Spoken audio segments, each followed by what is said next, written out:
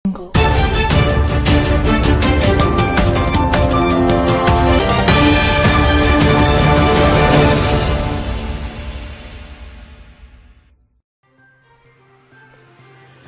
बड़ खबर सरकारी बाबूंकर दबंगिरी।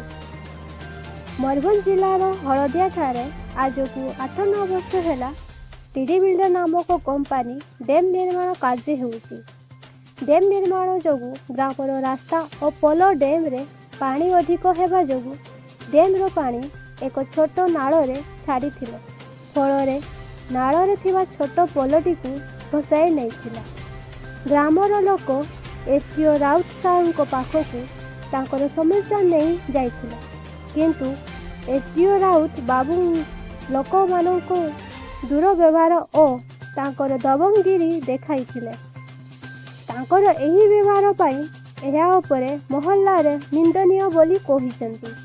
लोक मानकर अभियोग यथाशीघ्र एही सरकारी बाबूंक उपरे कार्यानुष्ठान ग्रहण कराजिबो निहाती आवश्यक बोली ग्रामवासी कहिसंती।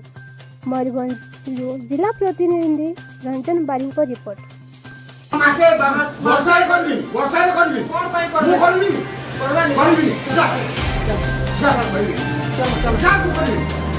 चलो